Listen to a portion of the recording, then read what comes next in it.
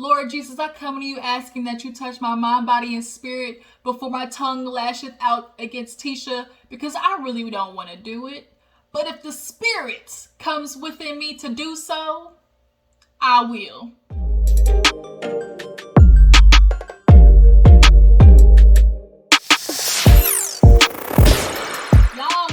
We're going to be right back at it and talk about Love and Marriage Huntsville. This is a pretty good episode, y'all. We are finally getting the confrontation of what we were asking for so we can get this shit over with between Mel and Tisha. It's exhausting. And to watch Tisha really want to keep this shit going, like, I don't want to air this bitch out, but I'm going to keep it calm, cool, collected. But if it happens, shit, it happens. Yeah, let's go ahead and get into everything. If you're new to my channel, make sure you hit that subscribe button, okay? Hit that thumbs up button as well. Go ahead and hit that bell so you know when your girl uploads some stuff, you can check it out, whether it be an episode of Daily Squeeze or a review. And then eventually now you guys, I'm going to start adding a little bit more like vlogging type stuff, my family. I took a whole bunch of snaps while I was gone with my family, so maybe I can kind of turn it into a little short vid and upload it on here so you can kind of get a taste of, you know, my life and whatnot. But nonetheless, whose life we're going to talk about? Melanie's, okay, the Holtz. We're going to talk about the Holtz, okay? So let's go ahead and get into it. So we open up with Marceau. He's at his little, like, brunch spot. I guess he's opening, like, 2 joints, it looks like. And guess who pops by? Mr. Martell Holt. He said he was going over there to check on him after the car accident. You know, he told me how he's good. So Marcel does, you know, the courteous thing back and checks on him. You know, what's going on, dude? Like, you know, how you been? Oh, I'm good. You know, just handling everything with the kids. You know, I'm all right. Lies, fairy tales, and fallacies. Nigga, we know you at home crying in the shower or getting out, drinking you a glass of whiskey, you know, talking about, I'm not gonna cry, I'm not gonna cry, I'm not gonna shed no tears. I'm gonna cry, no. Yeah, you gonna cry, all right? He gonna cry in the car. Martell, y'all, we know that nigga is crying at the house, and it's all your fault, so we don't feel bad for you. But nonetheless, he's kind of explaining, obviously, things with the divorce and stuff like that. And Marcel's like, yeah, you know, I understand you're going through a lot, but I'm not going to lie. I kind of want you to hit rock bottom. Marcel's like, wait a minute, how so? And basically, he explains, look, you don't know what people are really capable of without them hitting that rock bottom. Like, there is nowhere to go but up when you hit the bottom. So Martell's like, oh yeah, you know, like I'm prepared for that. You know, I'm already there. Like, but I get that it's coming. I'll be prepared. He's like, I don't think so. You know, Marcel's like, I feel like you keep trying to catch yourself. It's like, I can see that because at the end of the day, Martell, he knows he's gonna hit rock bottom, but he doesn't want to hit rock bottom alone. That's why he's pulling Melody in this. If I hit rock bottom alone, like that isolated attention is gonna be on him, and he does not know how to handle it. You want all the attention, Martell. That's the truth. You want all the attention. Melody, y'all remember when Melody got that award and he was talking about, oh, like, I wish Melody, like, you know, she would at least acknowledge me because, you know, I was the one helping her too, like that. She had that little, like, clear glass award. I remember that. He clearly wants attention, but the problem is you don't want negative attention, especially negative attention that you brought upon yourself.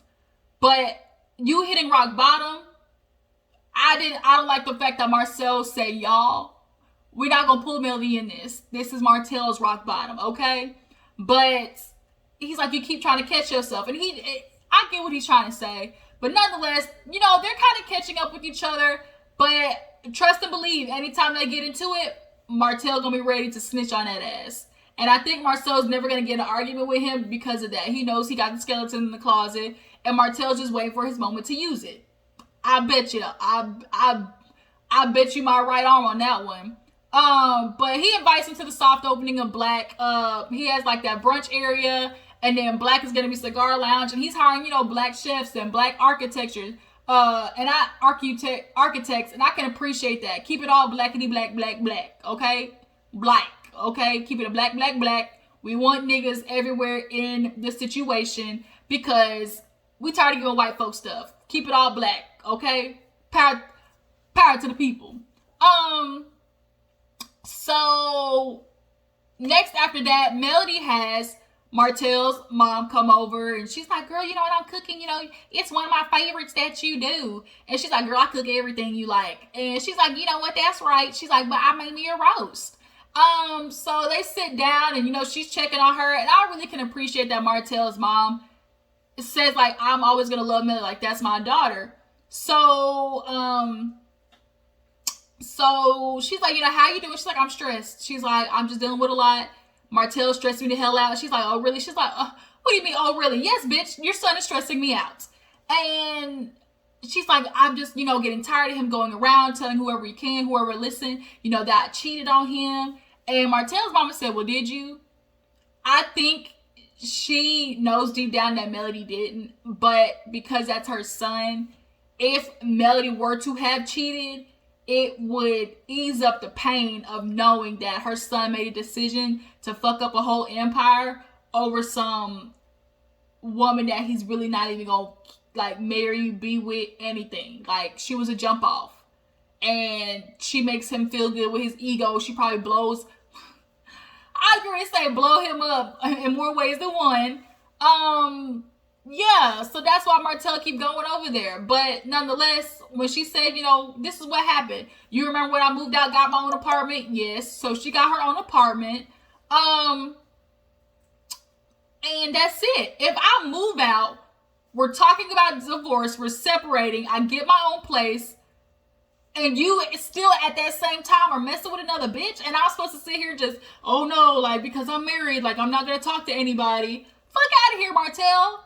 You've been enjoying all your little free time on the street with your little community dick. So Melody, if she feel like I'm no longer with this man, they didn't have a marriage, y'all. They had a paper. They had an agreement at that point. They ain't married. There's no marriage. That is a goddamn paper with a signature at this point.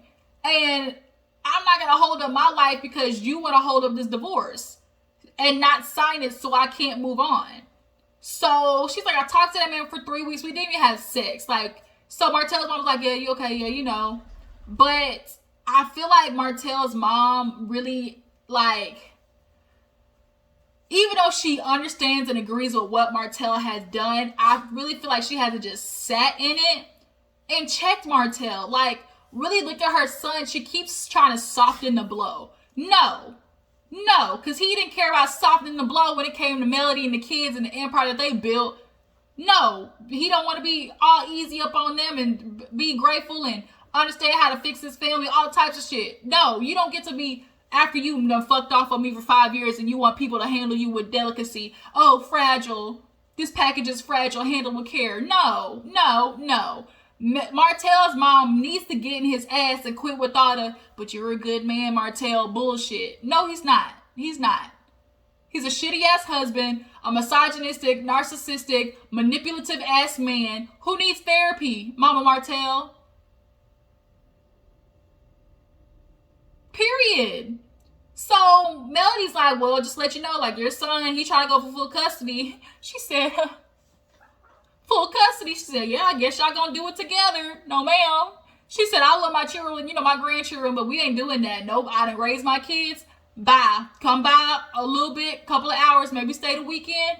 But if Martell, you know, he trying to fight for full custody, who watching him? You think Ariana Curry gonna watch all 5 of them kids? Ha! Psych. So, sorry, Mama Martell, he gonna be really easy trying to drop them bitches off over there by you. So, you might want to check your son on that aspect. But I can appreciate that. She said, look, I hate that this has happened, but that's my grandchild. I'm gonna treat him, you know, the same. And it is hard. Like, you don't want to blame the child. They didn't ask to be here. The baby didn't ask for Martell to slip up and fuck up and nut in somebody else that is not his wife. But to watch a child, you know, be there and that baby is just a reminder of, like, what the fuck a man did to you. Like, that's got to be hard. The only person I've seen that overcame that is Rashida from Love and Hip Hop Atlanta. And I still feel like that bitch is stupid. Like, he cheated on you like twice already. And you still gonna take back him with the baby? Oh, whew. Bye, bitch. I'm not doing it. Not on duty. Not on duty.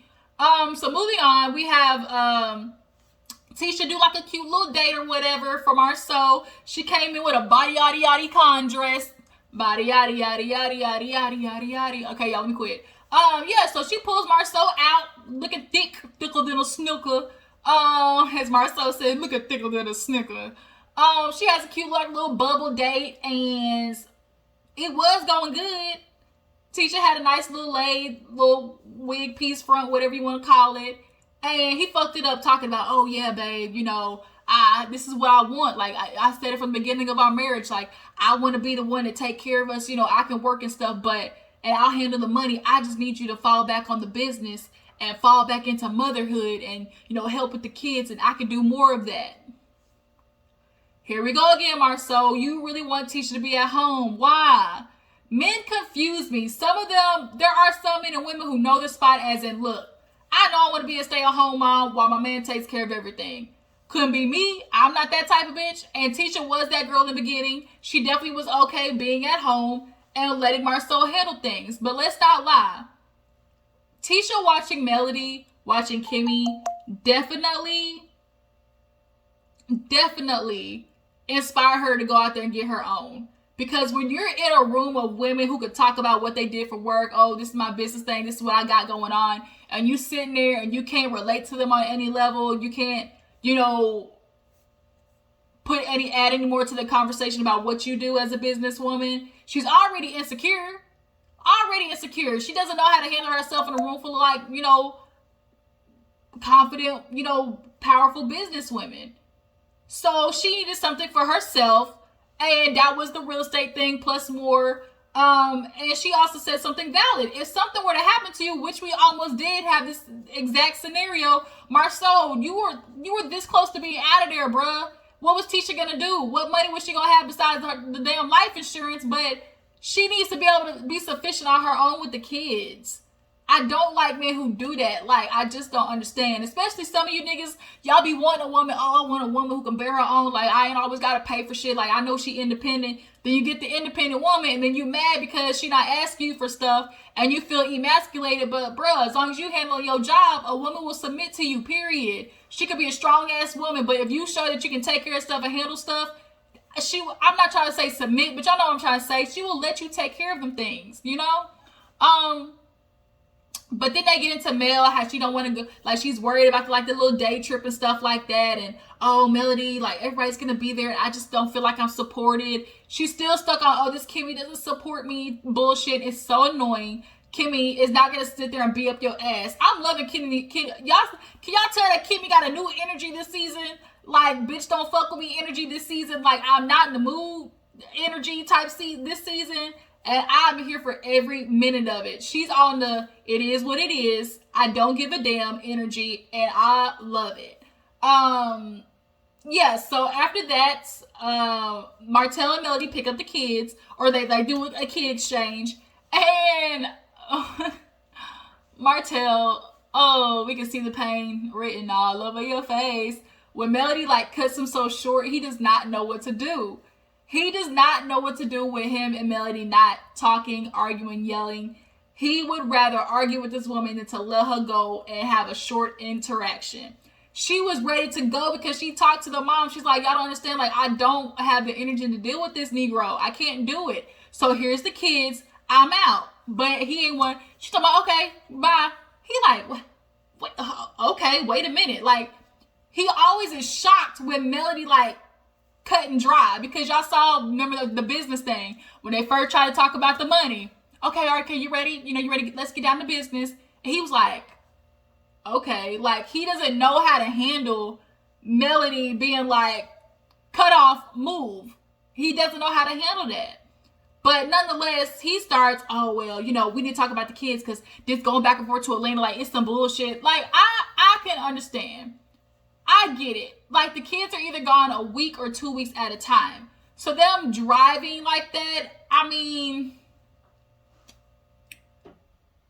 it's not, it's pros and cons to both things. Because to the kids right now, it's a vacation. Oh, like, we're going to go back to Uncle Marcus' house. Like, and then they don't even realize they're staying there for a week without their dad, because to them, it feels like a vacation. They're not really realizing, because they're at the age where it's like, okay, like we get to go to Uncle Marcus' house and have fun with Mom or have fun with Uncle Marcus. They're not realizing, oh, Daddy's not there for a reason yet. Like, that's how, except maybe the oldest one.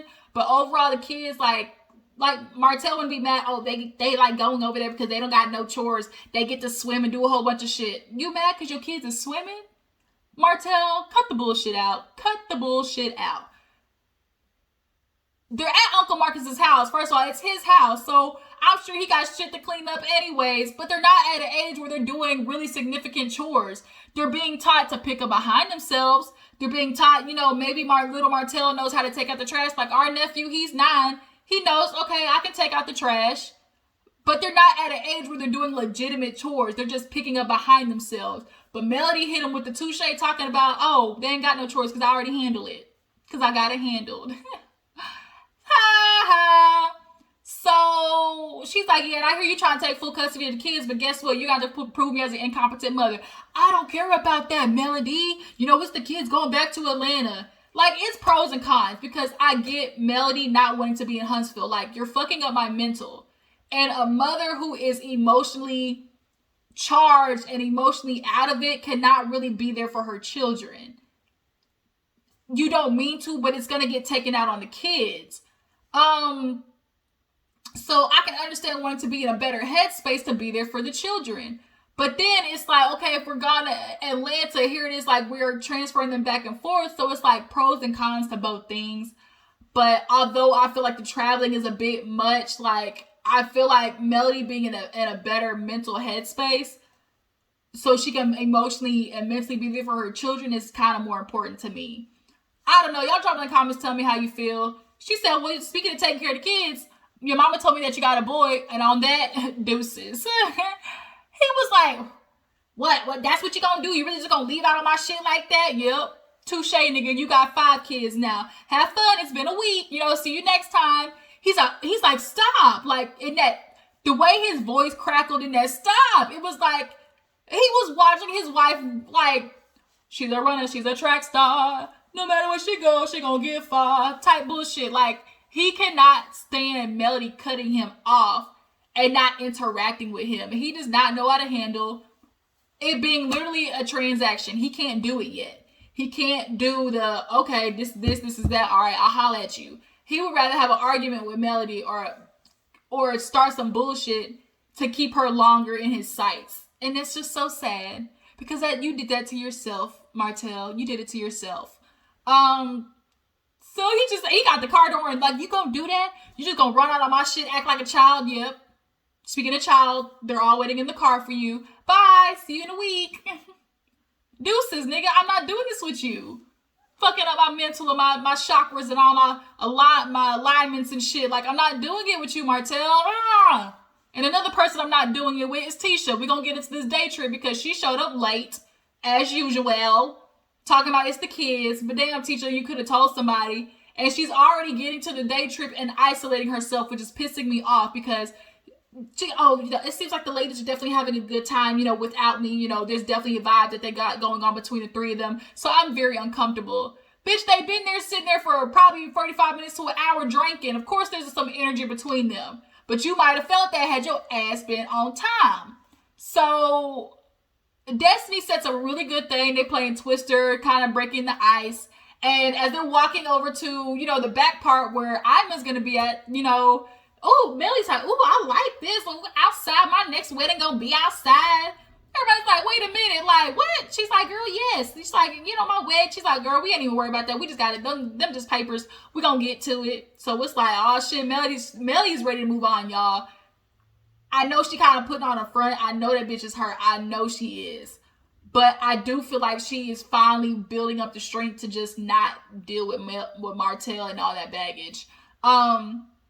So they sit down and Iman basically has a couple assignments for them. First, to talk about like their parents, like what their parents did and how that relates to them, how they live now. So for Melody, her mom, work. So you know what I do? I'll work. Kimmy, I guess she has a situation going on with her dad, and she said like, I try to have a voice, and like when it comes to my dad, like I guess there's like an argument, some shit like that. So then things get interesting with Tisha because Tisha starts talking about how her mom as a kid, she never really said I love you. She's like, other kids would talk about, oh, like she would watch their parents be like, oh, I love you, da-da-da-da. And she brought it up to her mom, like, you don't really show affection or say I love you. And for me, it clicks like this is why Tisha can't tell her mama no. Because she already feels like she's vying for her love. But if I tell my mama no, she gonna be mad at me. And I don't think Tisha cannot accept people not liking her or people being independent of her. Like, she is codependent in every type of relationship that she's in. So to talk about Wanda not saying like I love you and all that type of shit, I feel like that maybe that's the reason why she can't go against her mother. Like, that's what's keeping her from going against her mother. And it's not going against, I don't even want to say going against, but being able to check her mom and hold her accountable. Because if her mom is mad at her, it's going to revert her back to the old feelings of feeling like, oh my God, like my mom don't want to talk to me, like she don't love me type shit. Tisha, go get help. She did a good episode of Iyanla. That's what we need. What is Wanda's story? That plays a big, huge part in this, into who Wanda is. I would like them to go on Iyanla Band saying, I know she's doing a final season. Iyanla, okay, since y'all already on the OWN channel, can we work that situation out and get Tisha and Wanda on there? And then maybe we'll get Martell and Ariana Curry, that side chick, to go on Iyanla and explain her point of view of things. Because that's what we all want to know. That's what we all want to know. So they do like this card exercise to hand the girl a card and explain how they feel, yada yada. So Destiny gives Melody Protected, and basically she's like, she's just a good friend. She's been there for me. She stands up for me. And Melody kind of alludes to Destiny went through a lot of shit in her childhood. So her being there is super important. They kind of cried. And I wish this was the Destiny we got introduced to. That fighting over Chicken Destiny, bitch, that was not it. Especially coming after Kimmy. Kimmy, everybody girl, okay? You don't want to go after Kimmy because she honestly really is in charge of the girls. But yeah, that was a nice soft moment. So then, just like Kimmy said, just when we thought everything was gonna go razzle dazzle, Melody hands Tisha the misunderstood card. And she basically told her, look, this to me all started back way when I asked you, like, or you told me something was going on. You feel like I didn't like you because I wasn't hanging out with you as much. And she said, I told you I was going through so much stuff. I can't, like, she wasn't mentally able to do that, Tisha. And Tisha is so blind to her in her own ways that she's not recognizing, bitch, I can't hang out with you. I'm dealing with a husband who has community dick, who says he's going to the gym, but disappears for 3 hours at a time, then comes home, expects me to cook, clean, and bust it wide open, hop on the dick and do a full split, even though you just got done with another girl who bent it over and let you hit from the bike already. Like, Melly was dealing with so much shit, and she's not going to tell you that because she can't trust you, and which you proved at the damn interaction that y'all both had at the coffee shop. You immediately threw in her face about the damn BMW. So, Tisha, stop it with the bullshit already. You're not innocent in the breakdown of this relationship. She wants everything to be Melody's fault. And it's like, it's not. It's not, girl, but you play a part. So, I'm going to ask Tisha, how do you feel about this? It's BS. I feel like the real reason why we broke down a relationship because of the things that she said about my relationship. Tisha, what we're not going to do is do the shit that Kimmy already told you. You're starting way back here with that social media post. Bitch, you and Melly have not been cool since that interaction at that coffee table. That's where this shit all started. And then it got worse at the reunion when you felt like Kimmy didn't protect you. Tisha, you keep vying for Melody's. You really want to be Melody. That's how I feel like. She wants to rub Melody to rub off on her a little bit more, a little bit, I just need a little bit more of Melody's energy. And you hate yourself for that. And you express hate towards her because you can't hold in the fact that you appreciate the kind of qualities that she has. But nonetheless, she's like, everything that you did. And Melody's like, well, what did I do? I'm not doing this with somebody who doesn't want to admit to this. I don't need to be here. And it's like, there you go, isolating yourself again. I'm like, Melody, bitch, if you told me I did something, give me an example, okay? I'm not doing this, Tisha. Tisha's like, oh, Mel, you already know what you did. I'm not going to do this with you. If you don't want to admit to it, then you don't need to be in my life, yada, yada. So Melody's like, say it. Fine. She goes, I'm mad because, like, you told me said that my husband was cheating on me on social media. Okay, Tisha, that, although was involved, was way a year later from when you and Melly started getting into it. So I think Tisha keeps skipping all of this stuff that happened before then. Do I think Melody was trying to throw Tisha and them business out there? Yes, but I feel like it was a retaliation to Tisha being messy and talking about her relationship and talking to Kimmy about it and low-key wanting that shit to fail. But it's like, bitch, if my husband going down and he was out there with your husband too, you think, because she's like, oh, you tried to blame my husband for y'all's relationship failing. And it's like, both of our husbands was going out cheating together. So, yeah, they play a part in that. Marceau and Martell were definitely influencing each other to some extent. So then she's like, you try to destroy my marriage. I can't destroy your marriage, bitch. I can't do that. I cannot be the one to destroy your marriage. Tisha, you gotta understand, I don't think Tisha can be friends with Melody, because at the point in which they make up, then it's bound to come up in a conversation about what Marceau has done. And as long as Tisha hates Melody, there's no confronting the real truth or the real accusations of Marceau being a cheater. And she can always say Melody's lying because we're not cool. Oh, she just wants to lie to me because she don't like me. Like, what happened to you is your life. That didn't happen to me. And it's like, well, bitch, at the reunion, we saw exactly how that was played out. You had the opportunity to know, because they asked Martell, how do you know Marceau cheated? Because I was there with him. And the host asked, I remember Egypt asking, well, Tisha, if this was really true, wouldn't you want to know? And Tisha hit her with the, if it'll come out, I didn't, like Melody, she didn't go looking for it, so if it happened, it'll come to me. Bitch, that was the moment for it to come to you, when a nigga really said, hey, I was there when your husband cheated. That's the time you asked. It's at your doorstep, Tisha, but the problem is, it's knocking at your doorstep and you don't want to let the shit in. Because if your life turns out to be like Melody's, then all that trash you were talking about her now blows back up in your face. But Tisha, you play a part in this, and Destiny was right. You want to, oh, you did this, oh, you did this. I feel like Melody is more capable of admitting her wrongs than Tisha is. Tisha, you gotta play a part. You play a part in this, bitch. Your mama play a part in this.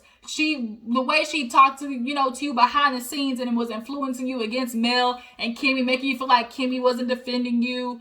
And Destiny's like, y'all both fucked up. How about you admit that part? Melody gets up and leaves because she's like, I'm not doing this. Like, every time I can't do it. I'm not doing this with her. So that's kind of where the episode ends. And it's like, Tisha, you really gonna piss me off with not trying to own up to your part. You play a part in this breakdown, period. Your insecurity allows you to try to deflect and allows you to already try to victimize yourself. So then when you making assumptions about other people and how they feel about you, and Melody's right. What's the point of talking to me if every time I tell you something, I'm a liar? You want me to tell you something, but I'm a liar regardless every time I tell you. Tisha's always going to do that, because if she's cool with Melody, then that now gives her license to tell her the truth, and she can't accept it right now. But that was the episode, y'all. Tell me how you feel about it. It was a lot going on. I gotta go and try to eat some lunch, but y'all know what you gotta do. Like, subscribe. I'll catch all you guys later. Deuces.